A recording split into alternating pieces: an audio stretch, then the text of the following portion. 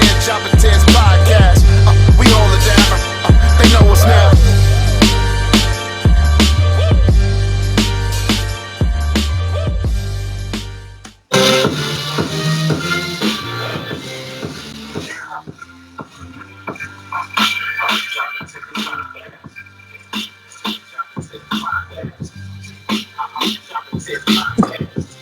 Shocking. We got Wilkins, Mrblacc, pronounced from the HR. Oh, Lord, fix, help us all. Day 10,286 of quarantine. As always, Jobber Nation, I'm Janelle from HR here with Sir Wilkins and Mrblacc. Shout outs to our little underground Double or Nothing viewing party. Did you guys have fun? Did you guys have a good time? It was cool. I had fun. I'm so glad you had fun. I'm glad you came, actually. I will say you were the wild card, so I'm glad you came. Yeah, no problem. Starting before we get into our episode, as always, do a wellness check with everyone on cue. What do you guys have been watching this week?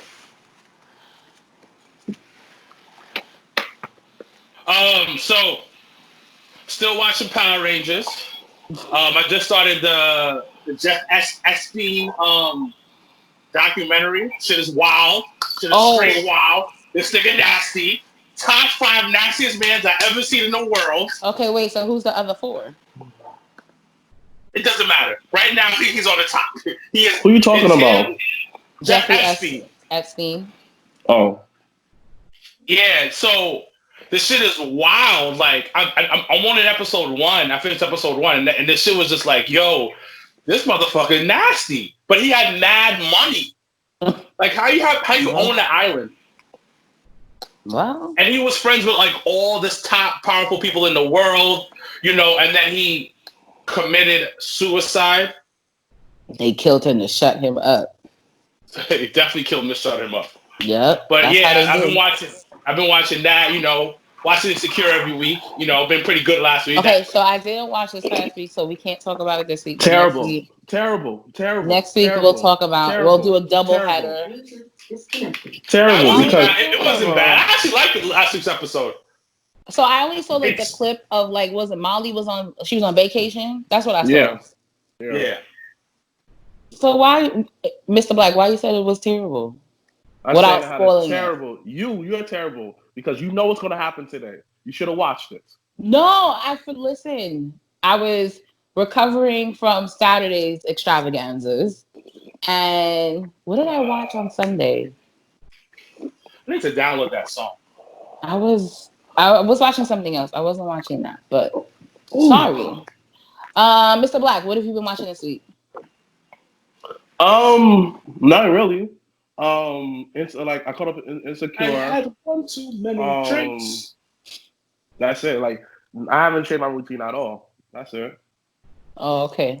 You know what? That's what I watched on Sunday. So I didn't watch Insecure, but I watched in honor of Double or Nothing. I watched Slamboree '96 on the network. So that's actually why I didn't watch it, because I watched Slamboree instead. And they had a cool concept. It was like, it was kind of like a mixed tag concept, like where you had some tag teams that were actual partners, and then you had other tag teams that were like opposites. And they went through this whole night tournament as a whole pay-per-view. Mm-hmm. And then the main event was Sting versus the Giant. Yeah. But I kind of like that concept. That's something I feel like that should be revisited. I thought it was dope. What else? Oh, Pooch. Waco on Netflix. What? Waco on Netflix is a must. I'll check it out. Has to see Waco. Like if you're into like historical shit like that, I watched 3 episodes yesterday. Shit is wild. I'll check it out. Waco, yeah. So it's about the guy that had the cult where the ATF guys had bombarded the house, and they held themselves hostage for 51 days in the house. Okay. So it was ATF and FBI involved in that. What's ATF? It's something with the firearms. I think it's alcohol, tobacco, firearms.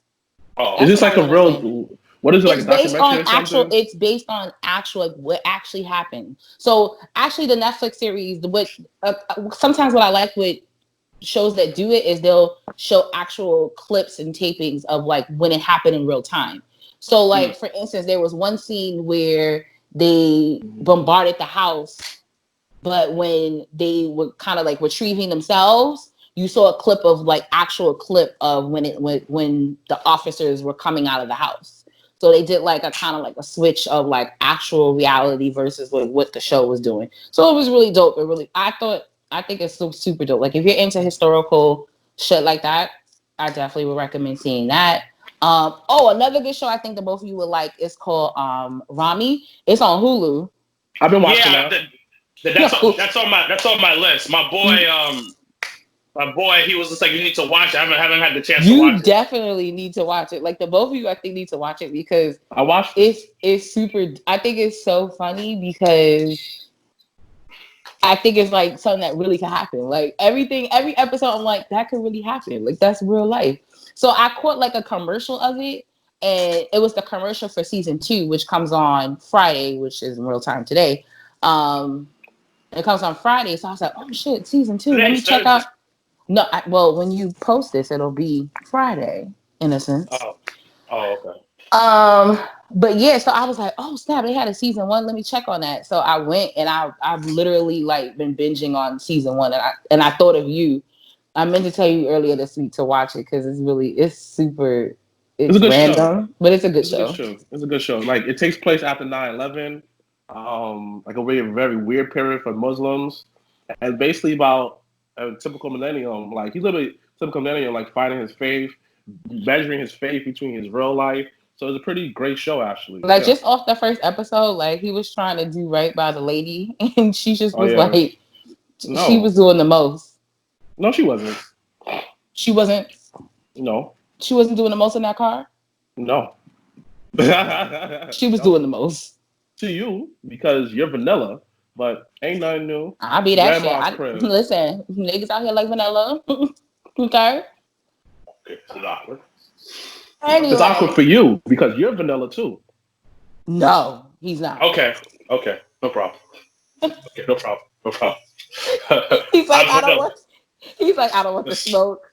No, because he can think what he wants. No, it's fine. If you find the conversation awkward, then you got vanilla somehow because it's not an awkward conversation. I mean, it's just two adults call another person vanilla, and then you said I had that trust. I'm not. I go, all right, but cool. like when you're close, like friends and stuff, like you don't really always want to hear some shit like that. Like I never want to hear about this nigga fucking. Like I don't. That's y'all's relationship. I don't want to hear that.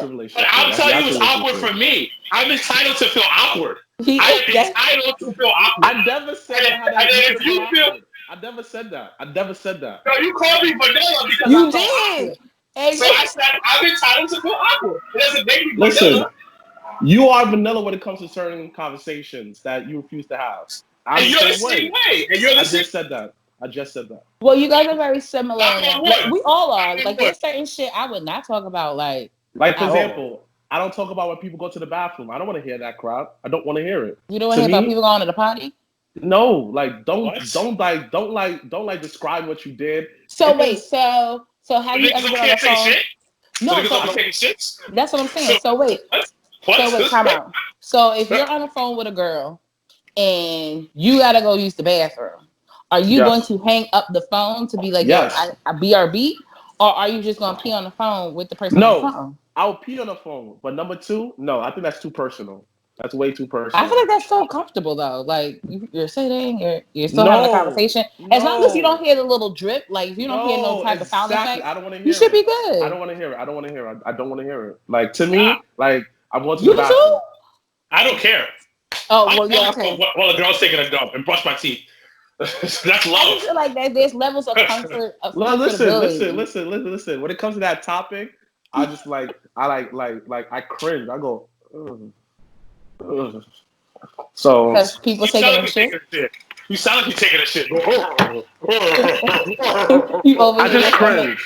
Your stomach rumbling. So wait. So okay, last question before we do get into our episode today. So you have a girl over your house, like an overnight guest. Okay. You not shitting? There's ways around it. You see, because How is there ways around it? simple. When Listen, I there's take a ways jump right around before it- sex. Exactly. And there's ways around. Like I got mad fresheners in the crib, so trust me, I'm good. I got candles. I got incense. First of all, that's suspect. If I'm over at a guy's house and I just mysteriously start smelling incense, I'm just gonna be like, "What's up? Like, what happened?" You won't smell it because the way my house is set up and what my room is on the other end of the house, so you're not gonna smell it. Okay, but I'm just saying, like, so let's say you take a shit and are you laying back in bed? Are you taking a shower after that? Like, what are you doing? I'm going back into bed. So then you can listen to somebody taking a shit on the phone, like. I don't want to hear that. I don't. And you think somebody want to lay next to Duty Booty? No, I don't think so either. They're not gonna know that because I know how to wipe. I'm not gonna jump in it. Like only way I'll jump in the shower if I have to jump in the shower. Like that's my goal. Jump in the shower right after. All right. I mean, I'm just, Jobber Nation has to get to know all of us.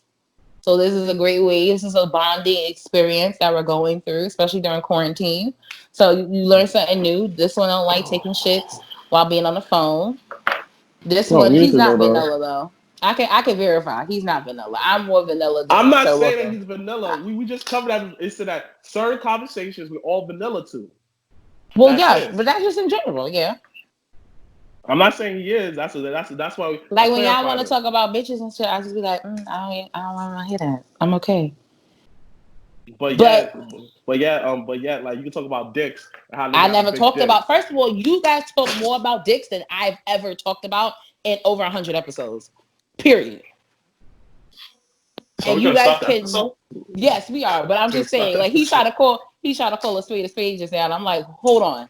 You guys collectively have talked about dicks more than I have. So we're gonna start the episode? Yes. So transitioning into that, since that is a bit extreme, this past week, and before we kind of get into wrestling, shit, we'll get into like real life, like what's going on in the world today type of shit, because it still affects everybody. It affects us. It affects, millions of people in the country. There's been 2 separate incidents this past week here in New York, unfortunately, and in Minnesota, where here in New York, you can't, a black man can't bird watch. And in Minnesota, a black man says, I can't breathe, and it falls on deaf ears. So I do want to bring up the conversation, even though it's a little difficult conversation. It's a conversation we typically don't have on the podcast, but it's super important because, we are all people of color. They are black men. So this affects them just as, worse as the next person, because this is their lives. They live it. This can happen to any one of them. It can happen to anybody that we know. So those are the kind of conversations, we owe it to ourselves to have. So, and I found it interesting too that, you also had like Titus O'Neil bringing up in his Instagram where he voiced how frustrated, hurtful, and sorry he feels. You had Jay Uso talk about things, and he definitely is not one to talk about anything political or anything of race, but him raising a son of color, now he's like, I have to think about my kids. Like my kids in America, they're not looked at as white, they're looked at as black. So positioning the not a question to the table, but basically, what are your thoughts on the past events that's been going on this week in America outside of Corona? Because I keep telling people, don't let coronavirus distract you from the fact that black men are dying, period, off of dumb shit. So who wants to go first? No, you go first, Mr. Black, since you missed the black. Gotta set the bar high. That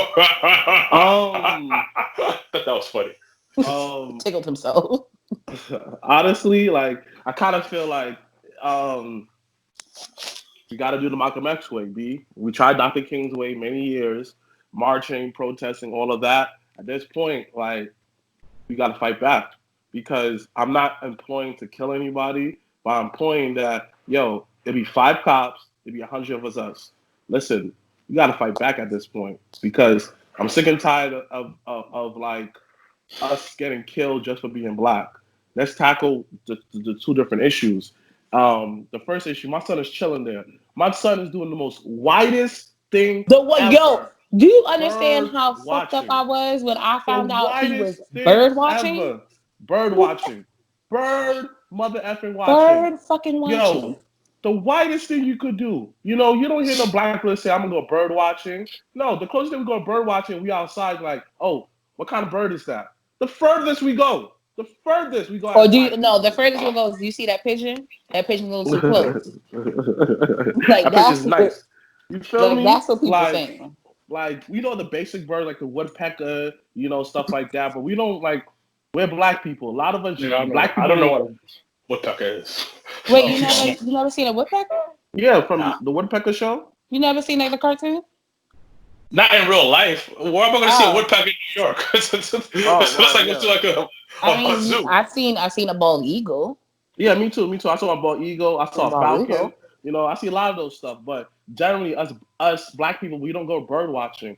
And the fact that all the guy said is, "Yo, put your dog on a leash," and technically, she's going against the protocol of the park because you have to put your dog on a leash, and she refused to do that. She lied, and we live in a world where like it's usually us, our word against their word, and people forget, you know, the Jim Crow era, civil rights era. That's not too long ago. You know, some people that's 60-some years ago. We know people who's 65. We know people who's 80 years old, and then we know people who's 90, 100 years old that who've been through all those eras and seeing that. Wow, we talk to some of them. They'll say the same thing like, "Yo, things have not changed. It just got televised." So that just hardened and just sickened to me like, dang, we can't do nothing.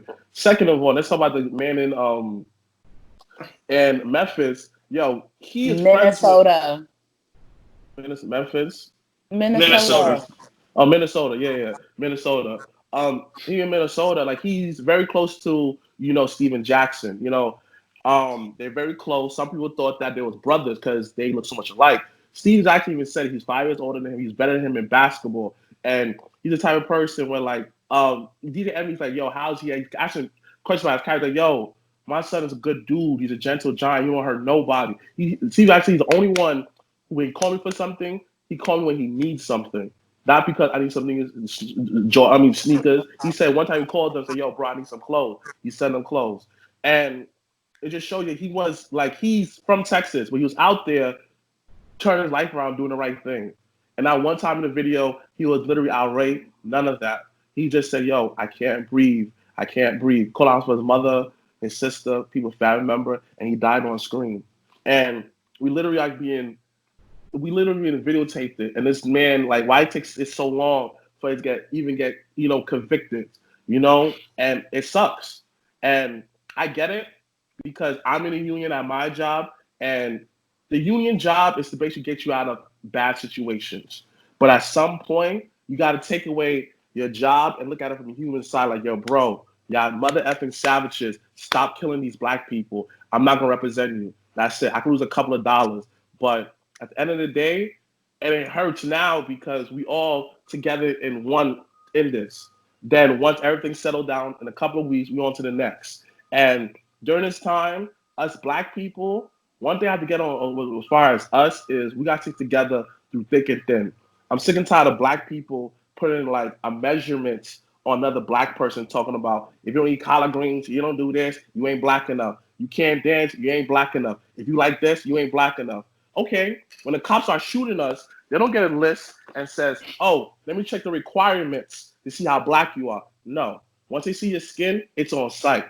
So this is what I'm saying. For as black people, we gotta be united. We gotta show unity among these times and continue showing unity beyond this time. Listen, I'm sick and tired of niggas talking about with Coombs, Uncle Tom's, all of that. Yo, listen, for the people who actually try to do something, just because it may not align how you feel like the world should be, you should not you should not call another black person certain stuff just because you're using the time out to open your mind up to stuff that person is saying. And I'm just saying that me as a black man, we need unity. Unity.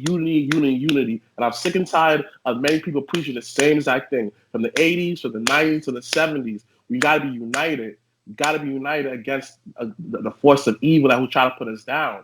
You know? And us being the original man, we ever have forces against us until the end of the time. Until we unite and stay united. Understand that we are greater in numbers, but we're not greater when we are separated. Bars. All right, so Wilkins, you have the floor. Well, there's like a lot of layers to this, to everything, as we all know. So like he talked about a couple of things, so I'll piggyback and make it a little bit quick. When it comes to the bird watching situation, that the main issue there is you are so entitled that you don't feel you have to listen to anybody else. So when he asks you nicely, hey, put a leash on your dog, you felt your entitlement got hurt. Yeah. So then, because you know how society is when it comes to a black man, you called the police.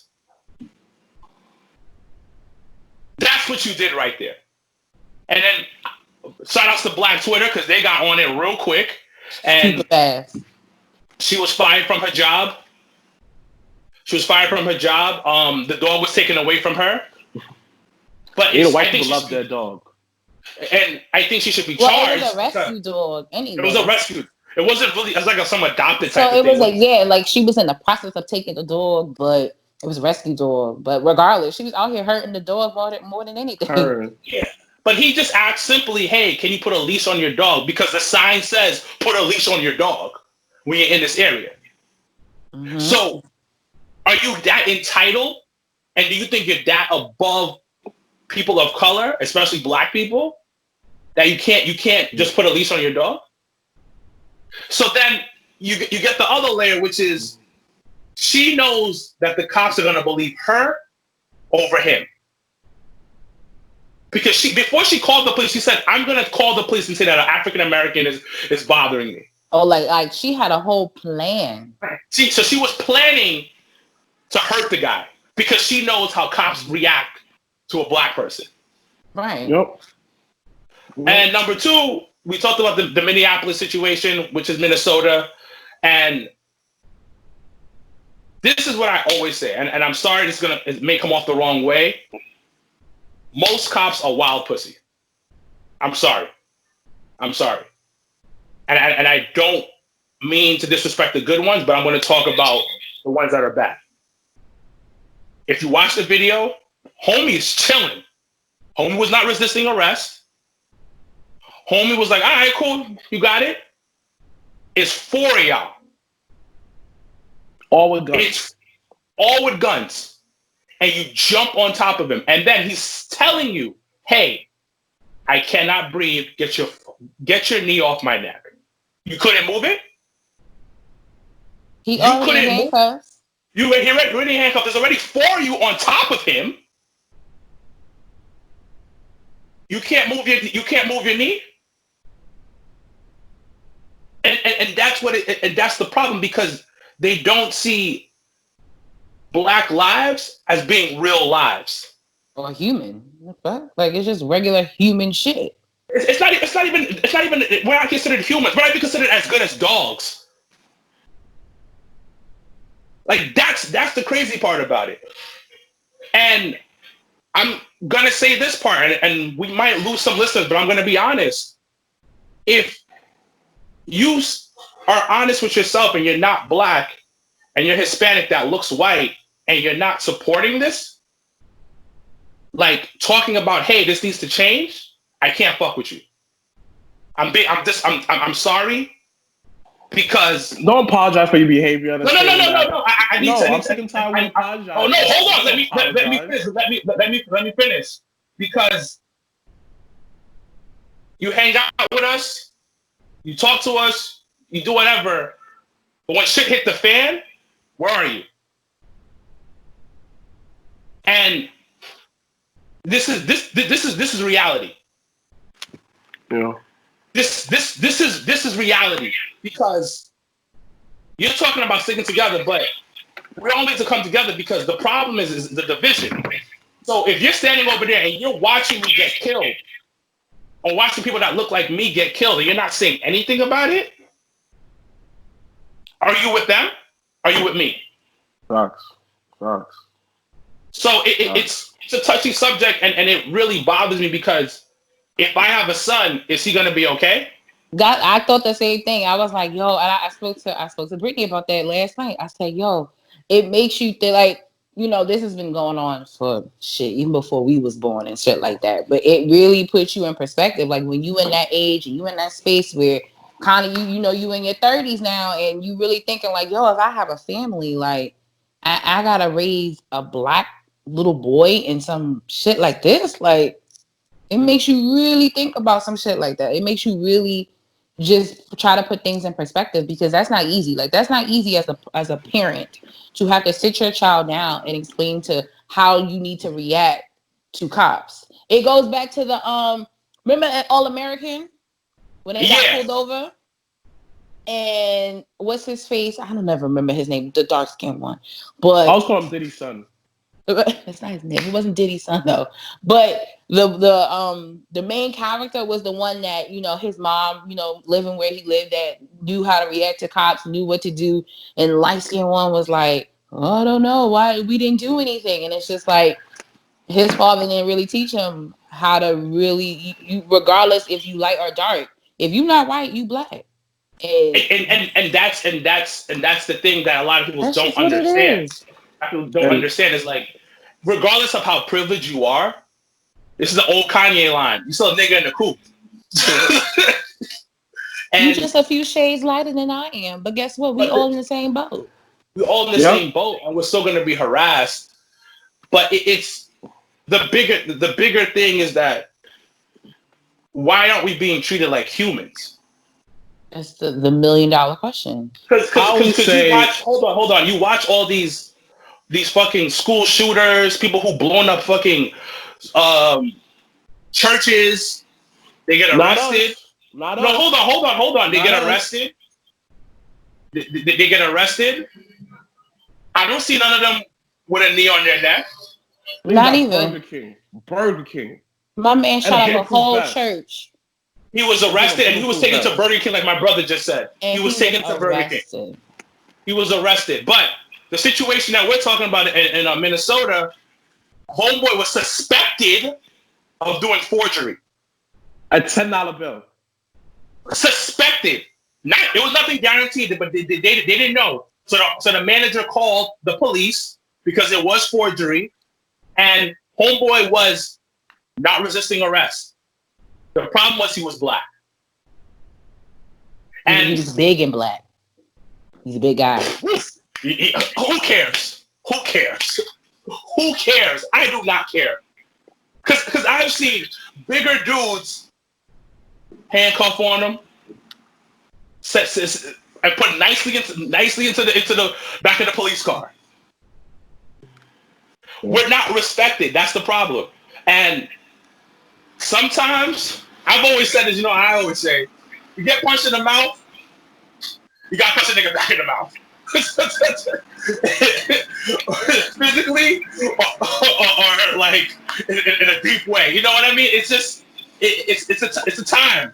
It's a weird space because you sit here and we already all of everybody across the world is going through a pandemic. So you already got one killer that's already killing people in minority communities because they don't have the resources, or they have the underlying conditions because they don't have the resources to help those conditions. So we already being taken out by some other shit, and some shit that could be avoided is what's really killing people.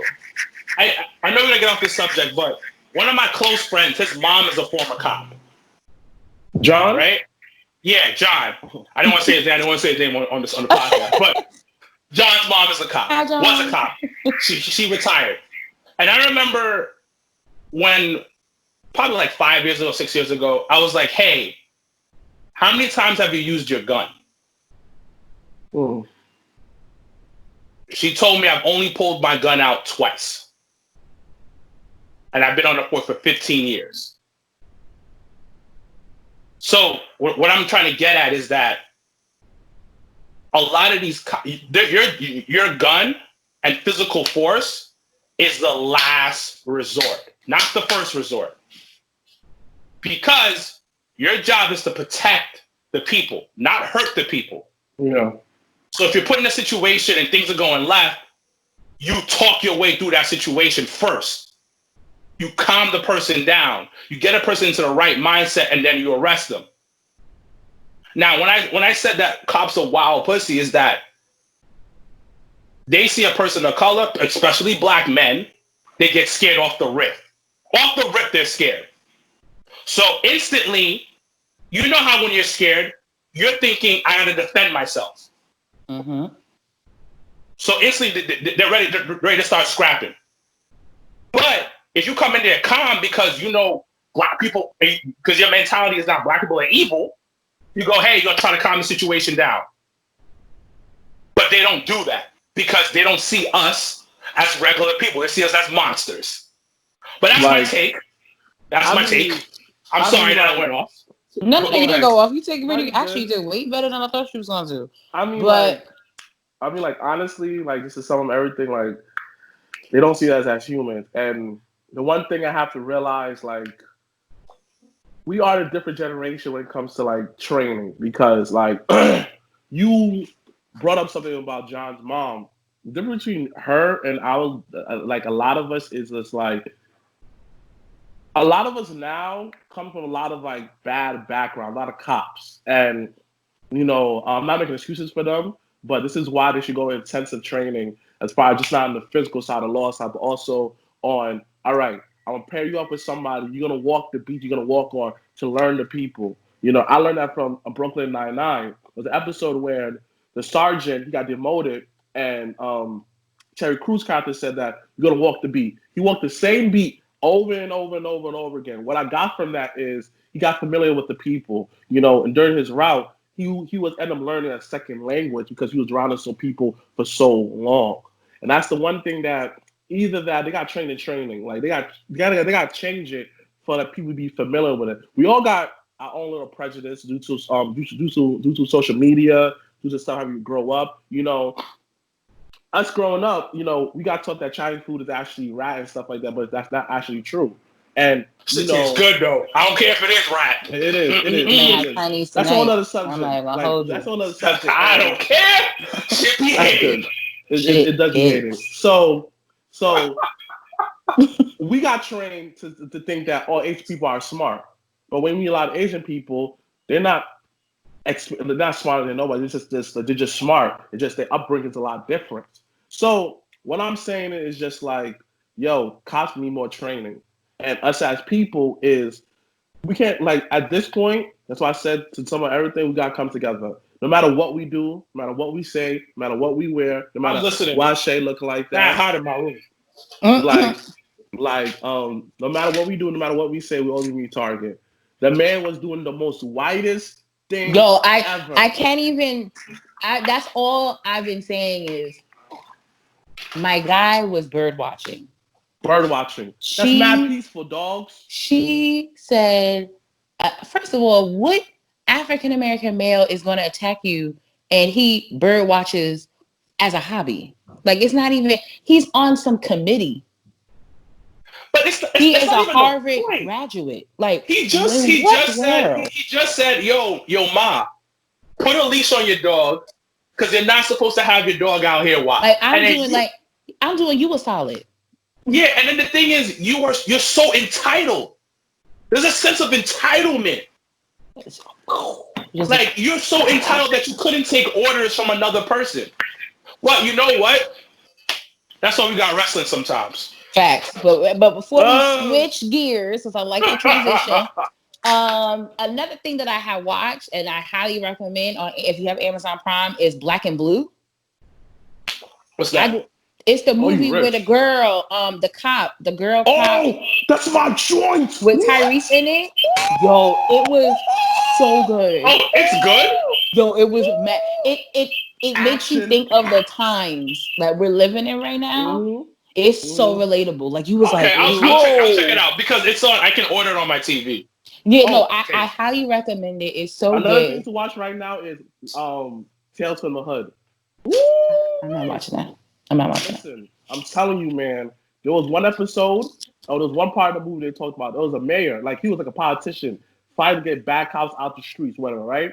Of course, the cops stopped them and beat him up, right?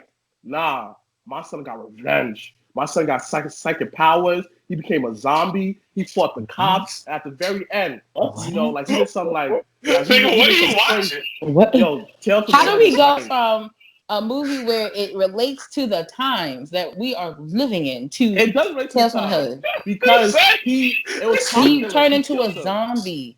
Yeah, he got psychic powers. Yes. And he got psychic powers. Yes. And after that, he took a black guy who watched him die. He made him, like he killed all the other two cops. The last cop, it was part of his picture. They made the guy look like a crack whore because they put crack in it and killed him. What? So at the end, we're done. I mean, what you can do is what? What are you watching? Like, it's called Tales from the Hood, man. I know what it's called. I don't get it. It's Get Out before Get Out. Like Get Out, like if you want to watch like the idea where he kind of got it from. As a zombie though. Listen, at the end, like he got power. He took all like syringes, and then he pinned them against the wall. Pew pew pew pew pew. Shot with mash syringe crack, and then like he melted to the wall, and then he got crucified on the cross. Wow. So where can people watch that show? Oh, you can watch it on Stars. It's not a show, it's a movie, yeah. You know? All right, if you got the bullet on the budget, Stars app, go for it. It's funny because that's how I saw Black and Blue because I have Stars on my Amazon Prime. So, and I've been trying to take it off actually since Power ended, and I don't know how to do it. So when I went on Saturday, I said, oh snap, not Saturday, on Sunday. I said, oh snap. I said, oh, Black and Blue's on. I actually wanted to go to the movies to see it, and I didn't get to do it. It was good. But we're going to transition back into wrestling. So this week's topic is Vincent Kennedy McMahon resentful? So this week on Talking Jericho actually brought up about he had I think he had with Zack Ryder and Kurt Hawkins. Kurt Hawkins on his podcast this week. But Jericho spoke about how some of the talent not being pushed because they go over on their own. They don't have the machine, as Mr. Black likes to talk about. They don't have the machine pushing them. They are pushing themselves. So the question to the table, do you think Vince purposely doesn't push people because they do it on their own? And do you see, is there someone that's currently on the roster that is over without the company making them over? This rap game, I ain't selling my soul for this rap game. Like I've always said, wrestling and hip hop coincide because WWE is like Universal Def Jam, and and Vince does not like you if you put yourself over. That is 100% facts. Yep. Every wrestler has spoken about that. The machine has to be behind you, and they have to be the one that's doing it. Because Taz said it. We mentioned this before on the podcast.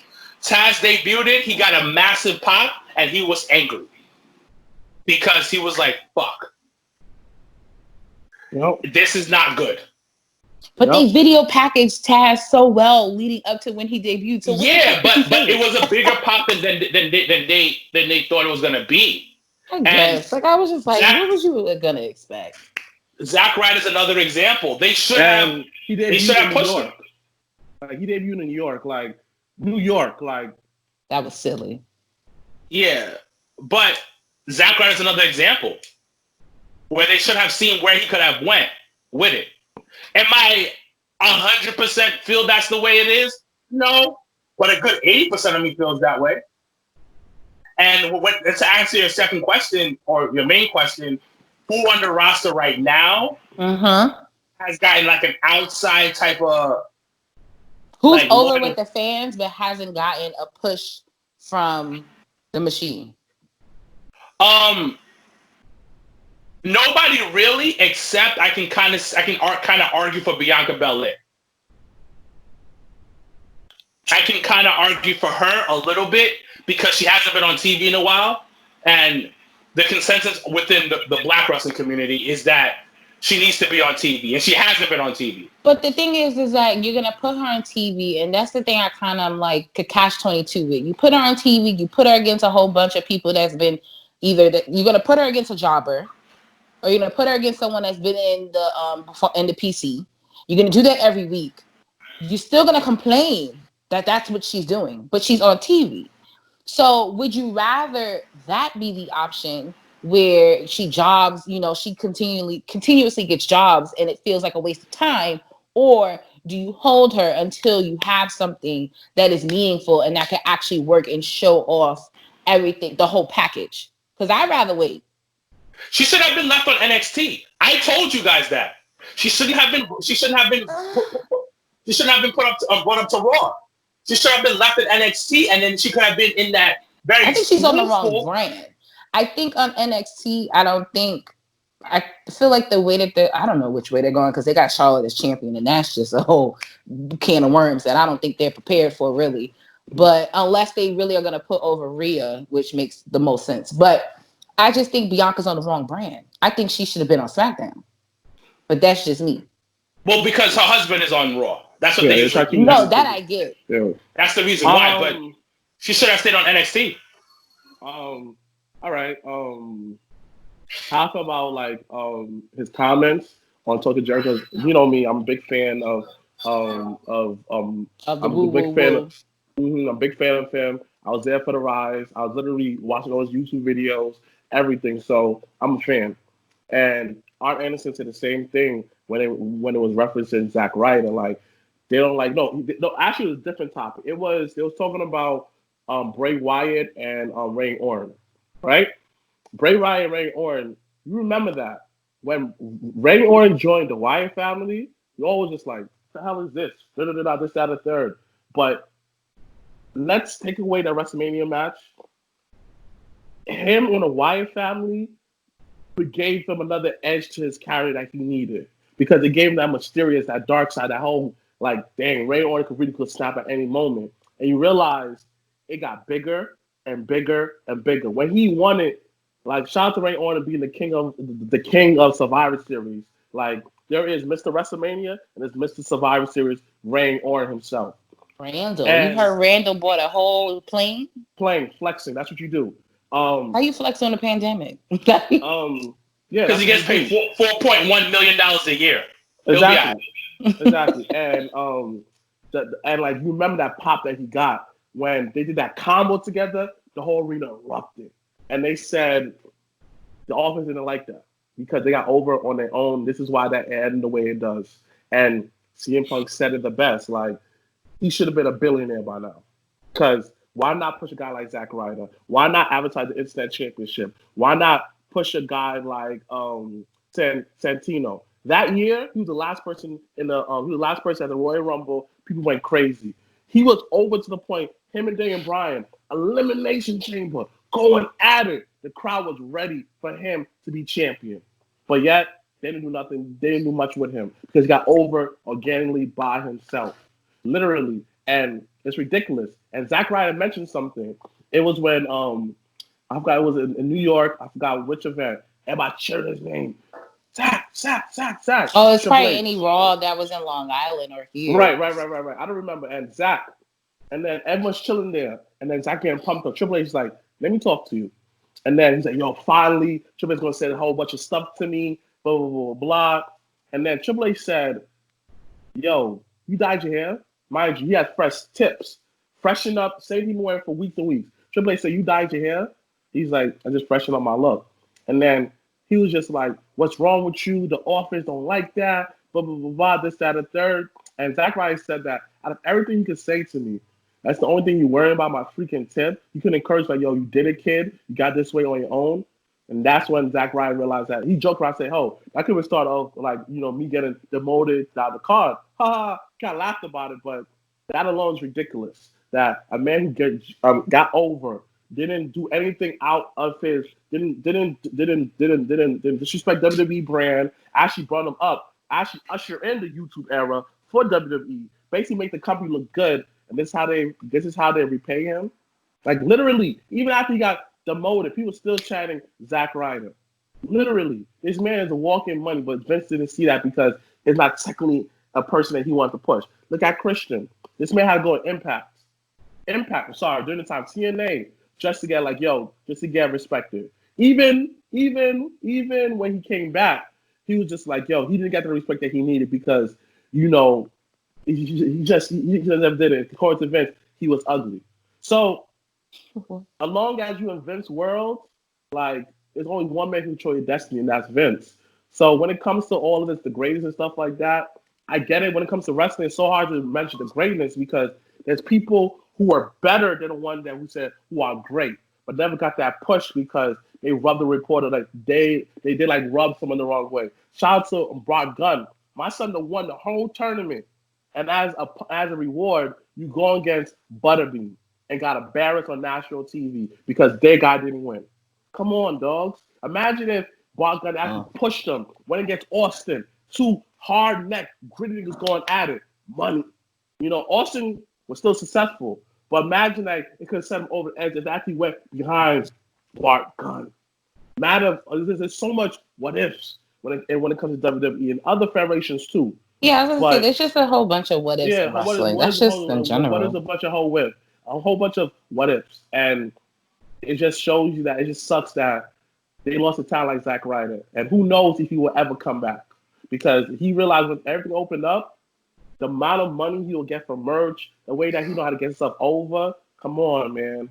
And that sucks that you get over for doing your job right. And he mentioned something too. And Kirk Hawkins said that every year at a party, they should say that, grab the brass knuckle, da-da-da-da, make people go, the brand new year, grab the brass knuckle. And Kirk Hawkins said, after Zack got over by himself, they stopped the brass ring. They said that they stopped doing that speech. Well, so actually, I have a bonus question. A bonus? Because it was something that I spoke to with Zuka right before y'all called me. I knew it. It was something because we talk about wrestling all the time. But do you think that do you think when someone is released, does that help or does that hurt the indies? Does that help or hurt the indies? Mm-hmm. It depends how you look at it. So there's two ways you can look at it. You can look at it as it hurts the indies. So for instance, you have a top guy, I don't know, I'm gonna throw a name out there. Ken Rusev. Rusev, right? Oh yeah. Okay. Rusev starts going through the indies, and he's taking somebody's spot. He's and people always say taking somebody's spot, and I'm a little iffy about that because you took somebody's spot too when you get booked. But we'll keep it on this side for a second, then I'll move to the other side. So a guy like Rusev is in the indies, right? Uh-huh. A lot of times, guys who come from these huge promotions, WWE per se, maybe AEW, they want things a certain type of way. So that means, hey, I have to win all my matches. There was rumors that when Cody was on the indies, that was the way he was. He said, I can't lose. I have to win by pin. Oh, absolutely. So this is how it is. Now, is it that hurting the indies? Yes, because you could have some dude, let's say, for instance, I'm going to throw another name out, Ken Broadway's fighting Rusev, right? And Rusev beats him clean. And it really does nothing for Rusev. And what does it really do for Ken? It diminishes the character. It makes you lose trust in value. It actually devalues you. Exactly. Whereas the wrestler himself, he actually may not see that. He may see it as the opportunity to learn. But as a person watching it outside in, it devalues the situation. And the other side is this. You get a guy like Rusev. That's a fucking draw. People are gonna come to the show to see him. they're gonna come to the show. So you got a packed house. Everybody's gonna get paid. Promoter makes money. Wrestler makes money. Right? Yeah. It gives a good look for this independent promotion. Like, yo, they got Rusev. And then you go to that show for Rusev, but you see a bunch of other stars. You'll see a Smiley. You'll see an Evander James. You'll see fucking give me another name. Give me a random another name. Big Game Leroy. Big Game Leroy. You'll see Midas. You'll see a different people like, yo, who are these guys? Who are these guys? Like, you get a big name so people can come into that ecosystem that you already have established for yourself. And which side am I more on? I think I'm more on it helping the indies because it brings more eyes to it. Do I understand the hurting part? Yes, of course. But at the same time, you kind of got to take a backseat. If a superstar steps in, you might gain a fan. Like Ken Broderick losing to Rusev. Yo, that Ken Broderick dude was good. I'm gonna follow him on social media. Or that Ken Broderick dude was good. You know, I'm gonna buy his shirt. Or that Ken Broderick was good. I'm gonna come to the next show to see him fight. That's the side that you got to kind of look at. I see it more that way. I do get what other people are saying, how it's hurting it, but I get the more of you get a superstar, a big name like Rusev to come to your show. Shit, I'm gonna watch this shit, and I'm gonna watch it because it's gonna lead to other things. Okay, Mr. Black, real quick, do you think someone that's just released, does it hurt or does it help the indies? I'm going more of like it helps because I'm like you both agree on something. Check that out. God, I'm good. gonna tell you why it helps, right? Because everyone eats, everybody. Because shout out to us, you know. Shout out to Mr. Black, you know, Sir Wilkins, you know, from HR. I was going to say, how do you shout out yourself? Because like I could do that, you know. I edit this, so it doesn't matter. So shout out to us because, you know, Leo Rush got released. We were able to book him to have an interview, and he able to tell his piece. And now, if he Leo Rush go to like a House of Glory, he meets a guy like the Ghetto Samurai. He looks at him like, yo, you pretty good. Because let's say that he's like Cody, like, oh, I can't lose. Best believe, I saw Cody match in Indies. He made people he made sure people look good. You know, he may have always won, but people look good at the same exact time. Like that dude, the bro on NXT, the one who fought Matt Riddle. I saw him. You don't know Matt Riddle? I forgot. It's in my mind. Him versus Matt Riddle, House of Glory. I saw that match, and it's like okay. So I got familiar who was Matt Riddle, and so next to me, I'm asking Ronaldo. I was like, Ron, who's this dude? Oh, Matt Riddle's nice. Just like my brother. He know all the little ROH records. I was like, oh my God. He knew he blabbed about Adam Cole before Adam Cole was household name. So a guy like Ronaldo, you know, something like this, when he said next to you, and who's this guy? Look him up. I don't know about Matt Riddle, you know, and a lot of us who are indie shows are hardcore wrestling fans. So someone might say, oh, you always be losing, but for people like me who coming in, a podcast like, yo, who is this guy? I want to interview him. Right then, that wrestler who lost to Rusev, that's continuing with Rusev, now he get exposure from different podcasts who may want to talk to him. And because there may be a owner there, Joe Kim, look at that like, oh, who's this Ken Broadway dude? Let me book him for my show. So then he ended up booking him more and more, Ken Broadway get exposure. Now, Cole might come to the show. I like Ken Broadway. Boom. You know, great example is Yaya. You know, Yaya was at a BCW event, you know, and I think he got booked at Battle Club, you know, because of reaction. Now Yaya is in himself in position to potentially win himself a potential chance at the Battle Club Championship. The chance of that because he got himself over. Like, let's even go back. The match was in triple threat match. This is a fatal 4-way in the summertime. Yaya lost, but people remember Yaya because the effort he put in and how he had the whole crowd behind him. Because you have to understand is, as a wrestler, that's why I never break it as a entertainer, Like moments like that, you make sure that you get your stuff in the most respectful way, but not make someone else look bad.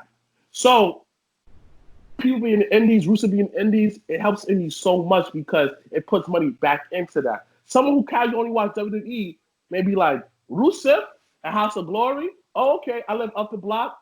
Freaking, let me check some TV out. Rusev. And waiting for Rusev, he learned so much other people. Now you got another person in indies. Now that indie person to another person, another person, that indie's growing so much. At the end of the day, if you throw in by anybody towards your position, you gotta check yourself and look yourself in the mirror and understand that, yo, you got some work to do internally. Because nobody should intimidate you at your spot. And like, no man should do that. No man. Only person you should fear by losing your spot is God. And let's say you do lose your spot, understand, dang, how can I reinvent myself to make myself go to the next extra level? So at the end of the day, competition is good, baby. Like, what are you gonna do with your opportunity? You know, shout out to Nyla Rose going against Marquis. To him, he's like, yo, man, that was a great experience, blah, blah, blah. He has that experience, wrestling a transgender wrestler. Because he had that experience, he could tell someone else that experience, like, all right, he may be kind of uneasy working with transgender. He could make it more easier because he had that experience. So imagine like Prolific, you know, the trio going against the New Day. God forbid they get released. That was a big match for them. They're over here gloating, this, that, or third, you know, because they may have lost, but the New Day will make sure they look good also because everybody wants a good match. Shout out to RIP to Chad, you know, the fact that he still connected with Isaiah, make sure he was good, this, that, Isaiah was sending him tape. You know, he didn't have to do that, but the fact that he did that, he's elevated the next man up. So I'm all for this. Come to the indies, better it. You know, Kirk Hawkins, like he's the fact to say that, yo, now I have to run shows. Because he's a former WWE person, he draws shows. He's able to have a draw so his students can eat. Now people say, oh, Kirk Hawkins didn't go to the school, blah, blah, blah, blah, blah, because he has a household name. So it's always an up and up where somebody could add on to it. People who may take away, they don't last in the indies, not at all. But people who's all about the ecosystem, put it back into it, they last the longest. Shout out to Chad, RIP to him. Everybody still talk about something he did for him. From people in people who are AEW, WWE, in the indies, singing his name, singing his praises because he understands that I gotta continue this. Next man up. It's how you feed the ecosystem. Okay, I find it interesting you both agreed on something, so that was really cool. But the conversation that me and Zook had was more like What's your opinion? My opinion, it's a catch-22 because you have my example when our conversation was Heath Slater. So Heath Slater coming to an indie show, cool. He draws people great, but the other side of it is there's another guy that could have had a spot on the card. Now they don't because Heath's on it. So okay, that's fine and dandy. The one thing though that it kind of sucks on the indie side of things is outside of their rate for a match, they make their money on merch. And when you have somebody that like a Rusev or a Zack Ryder that comes out with a new shirt, they on the indie scene versus an indie guy that you just watched for the first time. Whose shirt is you buying? Both. You may, but 9 times out of 10, you gonna buy the guy that is been on WWE and that you're a fan of and that you want to meet and greet and that you want to show love to. So that's kind of like the side to it. Is like it takes away from them making an opportunity to make a little bit more money sometimes when you have a big name like that, because the focus is going to be on the big name. It's not going to be focused on the people that's either been in the school or that has been on the card for years and years and stuff like that. So those are kind of like the highs and lows when it comes to having someone come on a show that's been like on the main stage in a sense. So can I say something? Yeah, to talk about what you just said. So for instance, you are right. That person might buy a Rusev shirt instead of buying Evander James shirt, because especially during times like this, a lot of people are out of work, they're not making money, so when wrestling does come back up, people are gonna have. It's gonna be hard for them to cough up $25 or even $50 for 2 shirts. But listen, people will find a way when there's a way. But I'm just saying. So if they're short on cash, they're probably gonna get a Rusev shirt. You are right about that. But how does it change if another top indie guy is there anyways? Because once again, I only have $25. If your brand ain't up there like that, I'm gonna go for the top indie guy that was right there that I just saw. So I'm gonna get his shirt in general. Wrestlers in general, just like any type of artists, are attention whores. We know this. That's how they are. They're entertainers. They're performers. That's why they do what they do. So they are always going to feel, regardless if it's Rusev or if it's Sir Wilkins, that you took their spot. Oh yeah, because you was about to be way over, and niggas was sick. But that's what I'm saying, because I'm not Rusev. I'm training. I know. The thing is, just like you, I'm putting in the work. It's just that I've been doing it a lot longer than you when it comes on the brand side. So regardless, people are gonna feel some type of way. Regardless. No, yeah, I mean that's why that's why I like when I talk with Luke. It's more of like it's a conversation. It could be a random thing. And I get and I get that side, because it does suck the air out the room somewhat when you have a big name in there. But at the same time, it's more on the long game. Oh, Rusev is on this card. Whoever you're having a match with, we're gonna blow this out the water. Because it's mad. So for instance, before we change subjects, the Hog Show that had fucking Adam Page, basically the Elite. The Elite was in the building. Did you remember how packed that place was? Mm-hmm. And now I'm gonna give you something else. Remember the Ghetto Ninja came out for that? In that six way? Yeah. Yep. Where everybody was like, oh, he was gonna win, but he didn't win. Yeah. But everybody was talking about him the next day. Oh, see, he was hot on social media. He lost the match, but he got himself over. And I get it, and I totally get it, and I get both sides. That's why we're having this conversation of like, damn, this guy's here is gonna take like my shine. But at the same time, if you're underneath that little bit of light, I'm gonna make it shine. Let it shine. That's totally what it is. Just like for that moment. I'll give you an example. Right? When we brought on Marquis, right? You know, to some Marcus people. Marquis. Oh, Marcus Marquis, you know, sorry about that, King. Marcus Marquis, right? And Marquis. Oh, yeah. Like, he came on the show, and he basically cemented himself forever in Jonathan's legacy because he said, do that hot nigga shit. Oh, he said hot nigga shit. People still talk about that to this day, to him, because he took his opportunity and made something out of it. People was covering, people was talking about that. It made a little buzz within the indies. Within that, right? And he did what he had to do. He was acting himself, and he was just authentic and got himself over through using the show. Like you said, take whatever opportunity and make sure you shine. And that's one of the 48 laws of power. The Ghetto Ninja.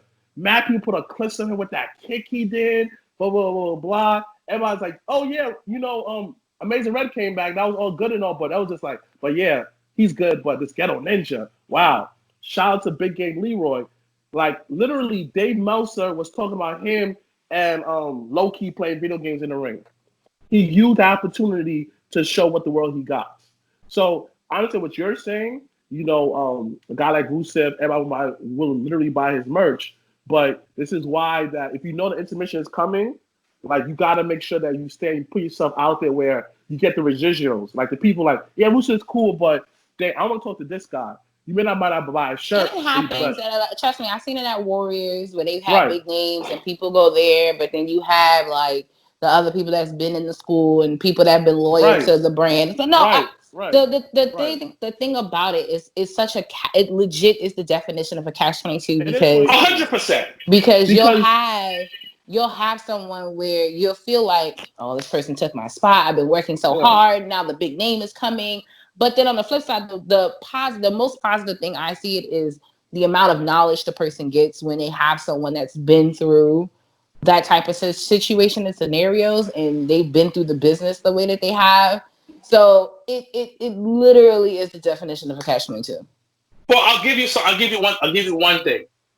I remember when Matt, rest in peace, Matt Travis, he showed up to a show, digged out, like, you know, dressed to the nines. And I'm doing security, and I go up to him, like, yo, look at you. You know how black people talk. Yo, you fly. Yo, you fly. No, you fly. And he was like, yo, I always come suited and booted because when I spoke to Cody when he was at Hog, he told me, always come suited and booted to a show. Regardless. So then, when Matt told me that, the first show I was on, quote unquote, I came suited and booted. And everybody noticed that. Like, you got the shine. Everybody noticed you. Like, who's that guy wearing a suit? Exactly. But the thing is, though, that's the learning tree that my brother was talking about. Cody said something. Matt tells me something because Matt's my senior, low key, because he's been doing it longer than me. I learned something from him. Now I'm taking it. And then if I continue to grow in the business, I'll tell somebody else that. And you talk about it right now, we have independent wrestlers watching it. They go, okay, cool. So now with that information, right, you can actually tell people like, hey, what's a good way that I could get a suit from? This, that, third. Like, again, because the reason why he said it was because you set yourself apart from everybody else. When you walk, because everybody's in a t-shirt, sweatpants, and everything, and there's nothing against them, but appearance means everything. Like the Bucks even talked about when they first met Cody, he was like, it was 95 degrees. This guy's in a suit. We're like, what the hell's wrong with this guy? Suited and booted. But it's learning, and what you just said, it's that learning tree. Exactly. I've spoken to the enemy, Darius Carter, and he's number one, a suited and booted. And he said the same thing, and he's also talked to people about it. But I think at the end of the day, it is a great conversation because it is the definition of a catch-22. Oh, truly. Right. But I didn't realize like it until after the conversation. I was like, damn, like, this is just like hard. Like just like the rap game. Let me compare it to rap. Like, you have a headliner. Let's say, like, perfect example. Insecure. Wow. Insecure, when she had the block party, right? Y'all all see that episode when she had a block party, right? Yes. All I knew, like, as a fan watching it, was Vince Staple. But the amount of people that she had on, like, showed clips of it, it was like, oh, he had Sir on. Other people I discovered and I become a fan of because the headliner was Vince Staple and everyone else underneath him, you get experience like, okay, cool. Just like Coachella. You may not know the headline. You may know Beyonce, Tyler Creator, but the undercard, you don't know. As a rapper, you don't go like, oh my gosh, Tyler's there. You go, nah, when I get up there, I'm about to kill it. They're about to say my name. And if you watched it, people saying in the comments, like, yo, who's this dude? This dude was dope. Who was this person? Blah, blah, blah, blah. Just like in the indies. The undercard, as long as you do what you have to do, make sure that whatever spot you may on, even if you have a commune match, make sure. Because intermission is going to come. People going to trigger, like, they had to see Cody. Everybody was crazy for Cody, but then the other people, oh, I saw your match. The match is pretty good. Oh, thank you. Da-da-da. You become a fan of that person automatically because... Yeah, it's the wonderful world of wrestling that we live in. But moving on to last thing before we get into this week in wrestling. The rumor of this week goes to no other than Matt Riddle. So there have been rumors and hushes and talks that Matthew Riddle will be called up to the Blue brand as early as this week. There was a rumor that he recorded a vignette for SmackDown this week after his really, I thought the little remix of a Lions Den, because I thought of you when I watched the match on NXT, Mr. Black. I was like, this is like this is a modern day Lions Den match, and no one's saying it. But I was like, I thought of you when I watched it. So, do you think? Question to the table, real quick, before we do get into this week in wrestling. Do you think that the blue brand is the better brand for Matthew Riddle? Yep.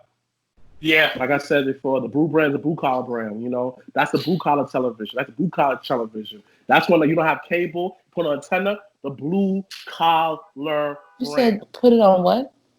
When you got cable, put an antenna in. Oh man, oh, antenna. I thought you said put it on Tinder, and I was like, what? No. It's the blue collar brand, and Matt Riddle is the type of person that represents that. The amount of people to get into, he get into him and Brock get into something. Him and AJ, you know, him and how he just got up and trade AJ like that? We gonna get into that, but because that's the house that AJ built. Yeah, and that was just so random. Apollo Raw. That's like to me in my eyes, they trade Apollo, and they trade Apollo for AJ, and they got other stuff too.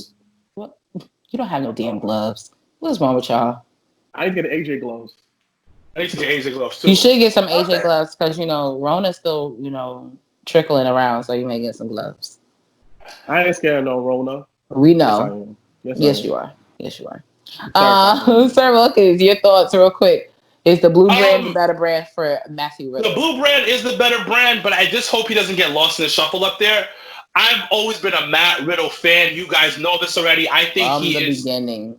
I think he's a complete package, and him on the main roster done correctly. And I'm not just saying that he gets a push. He gets a no. The dude has it all. Like, that can be one of the faces of your company. Yeah. So him being on SmackDown's less of a crowded area, it's great for him, but I just want to make sure that they fully use the dude. This must be the bonus episode. Bonus question. Do you think within the next year we'll be able to get Goldberg versus Matthew Riddle? Of course, because they have no choice. And they need to put an IC title on Matt right away. Not right away. They got a whole lot of time. No, who cares? Get him in a feud right away as soon as that tournament is over. Matt Riddle is money. Matthew versus Daniel Bryan, because I actually want Daniel Bryan to win the tournament. That's my pick. Bro, but Matt Riddle versus Daniel Bryan? Money. Come on. Money. Hey, money. Like, come on. Matt Riddle's money. Like, y'all don't understand. Like, this dude is the epitome of sports entertainment. Like, he's a complete package. And also, he's like, he has the modern day look. He's not mad brolic. He's a sexy. Decent height. Sexy. How about? What? Okay. All right. We're going to end that whole segment. Wow, that's move on to this weekend. Wow, that's a quote. Just wild. Why are you so wild? So just drop bombs. Sexy. What? So excellent. This is a clip. Wow. We're gonna move on to this week in wrestling. This guy.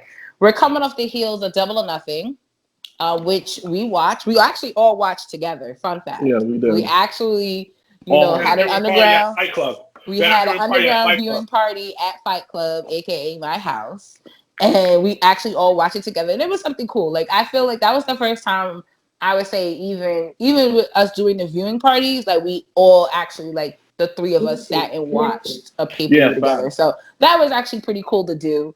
So we're coming off the heels of Double or Nothing. SmackDown this week, they worked, I think it was the semifinals of the IC title tournament. And then they have this weird thing with fucking Miz and Morrison and Braun, and that shit is weird. And then Monday night was Black Excellence Night, where Apollo Crews finally fulfilled his destiny, became United States champion. And also Bobby's out here making some moves.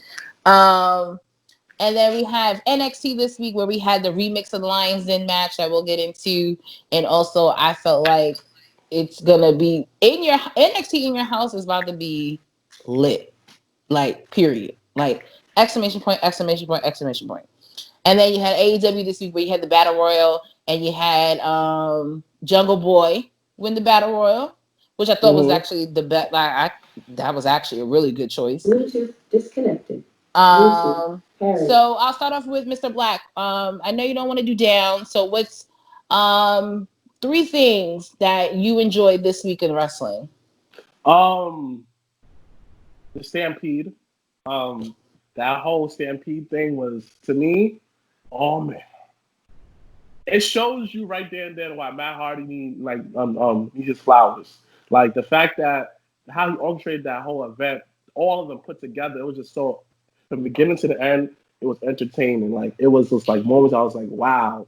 You know, the fact that he actually, again, the fact that he owns his name and his gimmick is equivalent to owning your masters in music. The fact that he had to transition to many different people at the same exact time was great at entertainment. Number 2, I have to say Tyson and Jericho. Oh, man. Tyson versus Jericho, to me, because if you know Tyson, by a lot of interviews, he always said that he loved wrestling. And he's like a walking encyclopedia. He knows everything about wrestling from beginning to end. He knows about Andre. He just loved wrestling. And Tyson getting a whole resurgence in his whole personal life. He lost weight. He get back to the boxing.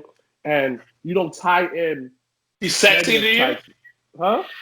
Oh, yeah, yeah. Sexy to you? My son's sexy, you know? My son's sexy. My son's Aki, you know? He got the old man strength, you know? I'm glad you mentioned he got the old man strength because that's exactly what he looked like. He looked like the old man strength. The fact that sexy Mike, like he looks so happy in the ring. He looks so happy. Like he could tell he's really enjoying himself, and like applaud him to that king because you know stuff personally what stuff he's going through. You understand that he came a long way, and the fact that Tyson could just be the Tyson he always wanted to be, not Mr. Angry. I'm gonna eat your kid like this. Whole Tyson just could be laugh. You can laugh at him, not at him, but with him. So that's another up. Of course, number 3, my final up is again Apollo. The whole segment after like the opportunity that he got able to win that the U.S. title, and this guy worked hard, very hard, and he didn't come back. And when his injury, like he said, oh my God, Apollo went backwards. His promo before the match, promo after the match, it tells you that. And how he won, the whole thing was just like how he won. He showed his athletic abilities, like the fact that he did a standing, the fact that he did a standing moonsault, then he did a standing shooting star press, and he won. Shows diversity. Like yo, this man, okay, hot nigga shit. Like nigga shit. It shows you that that Who Our Nation didn't die. Who Our Nation evolved. So to me, that's all my ups. This week in wrestling was fairly entertaining, like from the beginning to the end, either from Raw or SmackDown. Of course, my bonus, the pit fighter match. Oh man. Like that alone gave me shades of the Lions Den match. You know, they mentioned it on commentary real quick, but obviously she got cut off. But shades. And I love NXT because you can take a lot of their gimmicks and put on the main roster. Imagine a pit fight match, Daniel Bryan versus Daniel Bryan versus Matt Riddle. Matt Riddle versus something like AJ, because that's like, it's not really my element. I could do this. Like, you put different people in that ring. Brock versus, like, put him in a monster. Brock versus Braun Strowman. Jesus. Like, that match get anyone over. Imagine someone like who's up and coming, like Alberto Carrillo versus Braun Strowman in that match. A monster. Like, that's more intimate than a cage match. More and more intimate. Match him going at it. And at the end, he ended up winning. Like, that match alone, if it's done right, could get people over the moon, get many people over. Imagine Charlotte's, I think bump that. Versus Sasha Banks versus Blazer in that match. Oh man. Or Sasha Banks versus Bianca Belair. Come on. So that's all my ups. All right. So Wilkins, what's your 3 ups for this week in wrestling? First of all, I want to moonwalk on my opinions about Matt Hardy. Because I was low-key been shitting on him for the past couple of months. But I watched him on AEW. He can still go. Homeboy can still go. He lost some weight. JR mentioned it 100 times. JR funny though, because he be low-key burying people on commentary, but nobody talks about that shit. But it's cool, you know. Yeah. Cool. But yeah, the Stampede match was great, like you mentioned before. I thoroughly enjoyed Raw. And I like the fact that they used the NXT people in the crowd. That was a little thing. They put the little plexiglass looking like a hockey arena. But they couldn't sit down. Come on, man. It is what it is. And, you know... that's one less thing to clean when you think about it. Yeah. So I thoroughly enjoyed that. Raw was fun. I gotta give it up to Jericho because he saved that Mike Tyson segment. He saved that Mike Tyson segment. And before Mike came out, the Inner Circle was giving Jericho gifts. Oh, hilarious. And they were like all like little Hispanic gifts, like you give. And it was fun. It was fun. The Mexican Tims? Come on, B. That was classic. Yeah, fucking Ortiz gave Jack Hager some fakes of some Tims. He was like, yo, he's like, these ain't real Tims, but here. And it was a fun segment, but it's once again Jericho. The anchor there is Jericho. Mike Tyson comes out with a bunch of like weirdo looking people. Mike Tyson, Mr. Grimm is there, and I'm gonna talk about that on my ups. But also, like, once again, it's Jericho.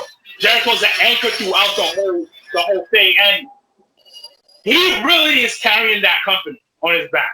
Like, generally carrying that company on his back, and they're really gonna have to find their next superstar. Slowly start working for their next superstar. I know it's early. Jericho's not gonna be there forever.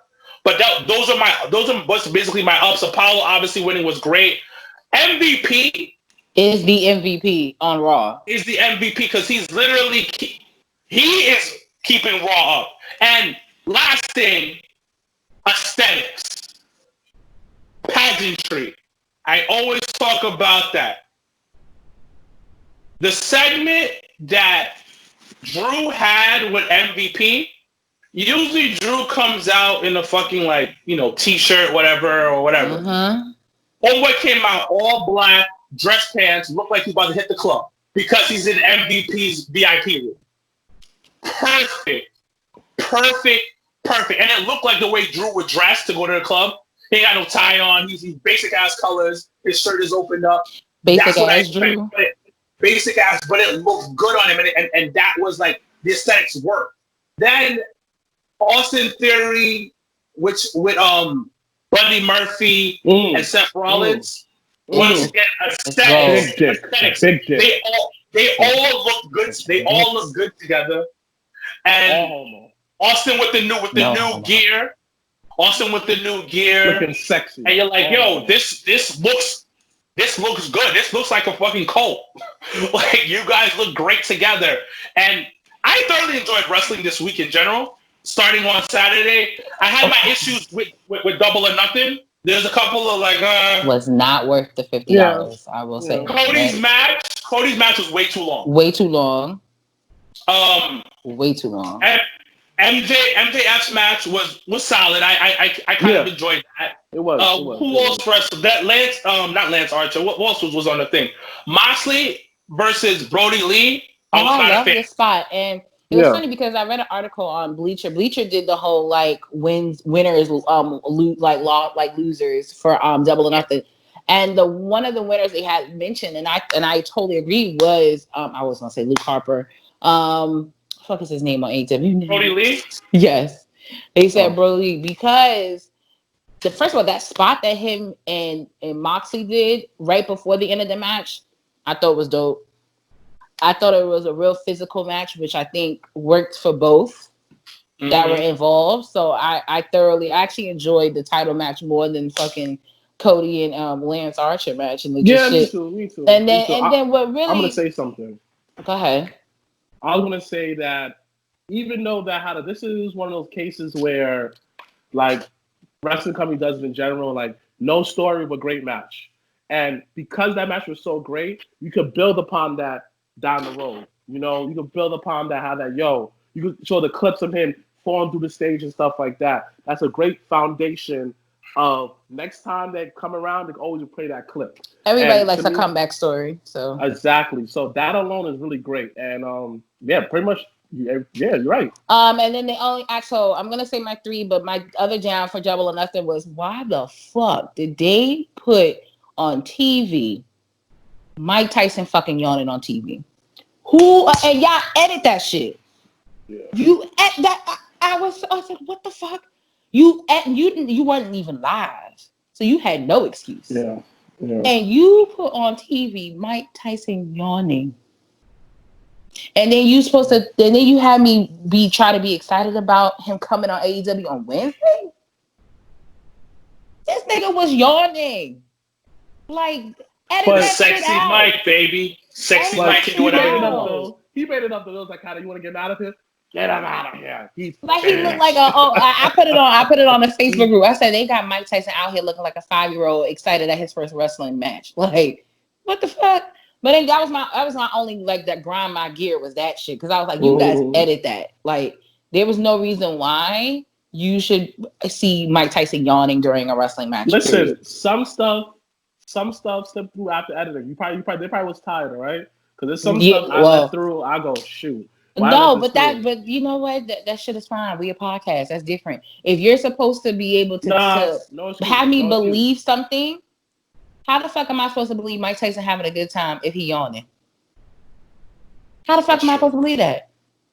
So that literally was my only negative this week. But my 3 positives, NXT as a whole, this whole fucking show. God damn it. It was good. Had goddamn shout out to Leon Ruff though, getting out here jobbing and shit.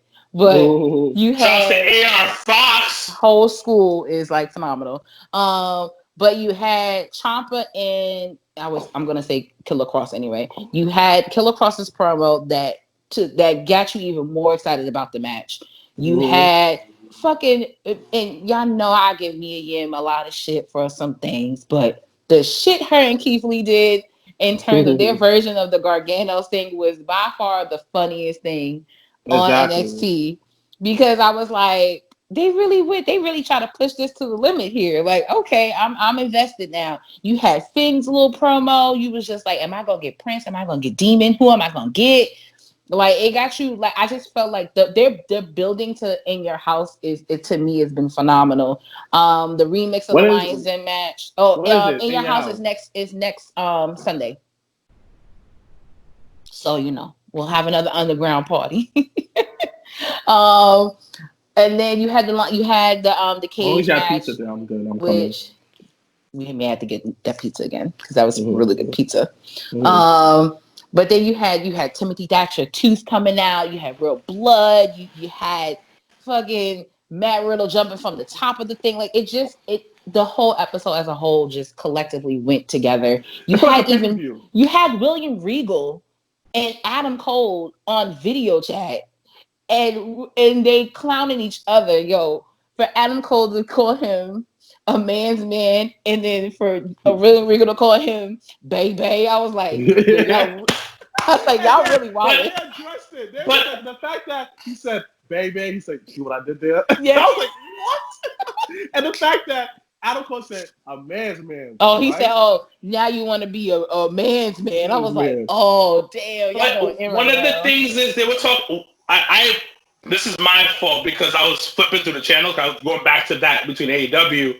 Weren't they talking about contract negotiations? So no, they were talking about basically the match that is now going to be the main event for NXT Takeover in Your House, where it's going to be Adam Cole versus Velveteen Dream. And if Dream does not win, he will not get another title shot as long as Adam Cole is champion. So bonus. they were going back and forth and negotiating the terms of the match, but also so with William Regal agreeing to Adam Cole's terms of it being, if Dream doesn't win, it's his last time getting a title shot. The match will be in a different location type of shit. Like they turn it all the way up. Like I don't even know where the fuck it's gonna be at. William Regal's picking the place. Like I'm like, whoa. So it's gonna be another I think it's gonna be really good. So I'm really excited about In Your House. The last but not least, and you guys are probably gonna be like, what? Will be AEW Dark. I watch, and y'all know I ain't good for watching AEW like that, but I sat yesterday and I watched AEW Dark for an hour and a half. I enjoyed that more than any fucking episode of Dynamite. I swear, God. Like, I don't know. I mean, part of it is because I knew people that was on it. So shout out to Grim for having his match against War. Even though I posted the picture of him when he came out, his entrance. And he responded, and I was just like, yo, next time tell Warlord, though, that dollar value F5 was real sloppy, though. Like, just let him know I said that. Please and thank you, because it was. So he signed AEW? I don't think he signed. No, he's just, I think those are just opportunities, like tryouts, kind of. Like, when you think about, like pay for play. Like, think about, like, Evolve. So when you have people that have been in Evolve for a while, and, like, how Austin Theory got called up, in a sense. You know what I mean? Or got signed. In a sense, so think of it kind of in that sense. But I thought AEW Dark, AEW Dark was so interesting. I liked the what's the guy's name that does commentary with the mask on? I actually really like him. Yeah, actually, I like his voice. So him and Taz on commentary during AEW Dark is dope. The fact that it was 11 fucking matches, I was like, oh Lord. But I thought it was match after match after match. It was nothing. It just kept going. It for me, I was invested. I was like, okay, I'm here for it. Oh, shout out to the match on AEW Dark. That was really entertaining. I really had a good time. It was a 2-part match. Jungle Boy versus one of the librarians and the guy before that. Those 2 matches, to me, it was very good and underrated. And then your boy Marco kissed Leva Bates. I was like it was good. Like overall, the whole thing was good, and like it shows you that when you give these quote unquote jobbers like a real competitive matches, it get good. Like just like someone posted up, like in every industry there's jobbers. The Power Rangers had the putties, but sometimes to really promote something, the putties got the Z, and they was messing up the Power Rangers. The Power Rangers like, you gotta punch a Z in their chest, and they disappeared. Sometimes the putty beat them up, and what happened? They transform, beat up the putties. Just like in wrestling, when you give jobbers more offense, that goddamn it's more reference. But so that's my up. I'm excited. NXT made me more excited about Takeover. Wish I was there. Wish it was with real people. And AEW Dark was actually really good. And then Sunny Kiss and Jody Janela as a tag team was actually really interesting. And then what else? Someone said that reason why Sunny Kiss not on TV like that is because they don't want to distract the fact that he's gay and take away the shine of But they got Nyla Rose. They had Nyla Rose as champion, and that was again. Sunny was on TV last week. Sunny was on TV. He was in the audience. Was he in the audience or was he in the match? No. He was in the Battle Royal. Oh, this okay. Yeah. But you know some people are. But that's a battle royal. That don't count. That's just like when you have a battle royal at a school and you put everybody in the school in the battle royal. Like you ain't got no choice but to put everybody in. Yo, how can they park there? Anyway, but yeah, that this week in wrestling is really good. I'm excited. Next week when we do talk, we'll give our NXT Takeover predictions. Also too, there's after NXT Takeover you have Backlash. I gotta figure out when that Fire Fest is because that's when Brian Cage versus John Moxley is happening. And then next week you have Jungle Boy versus Cody, which I actually want to watch that. So I'm excited about that. But any last words before we go and we say our farewells? Yeah. All right. Well, once again, anytime you see any one of us on our Instagram live, please make sure to join, interact with each other. Shout outs to Mr. Black for having a phenomenal interview with one of the best referees, in my opinion, in the tri-state area.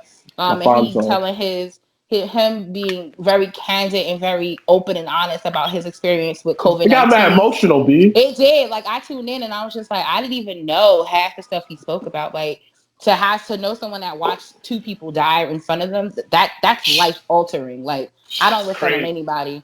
So once again, thank you to Mr. Black for having that amazing interview. So Wilkins will be on Instagram Live, throughout the week. So just make sure to tune in for that. I'm working on an Inside the Indies episode, if not next week, then the week after. So stay tuned for that. It's going to be a real interesting topic, I think, and I think it's a necessary one for especially the indie scenes to get a earful of, from the other side of the ring, as I'm going to put that. But other than that, you can always catch any past episodes on our YouTube, Spotify, Instagram. You can always follow us on Instagram, all that jazz. You can always talk to us. Once again, we're all in this together, whether it's quarantine or whether it's, fighting the injustice of the world that we live in. We're all in this together. So once again, you can always reach out to any one of us. As always, I'm Janelle from HR, here with Sir Wilkins and Mr. Black. Hashtag Black Excellence. I'm gonna get some ice cream. Out. Hey. Oh, okay. All right, bye. I was over, got the hands in motion. If you go with rolling, no need to focus. Traveling states and over oceans, you gotta wait till your coast chosen. Try to have lines outside the show like Harry Potter releases at Barnes and Noble.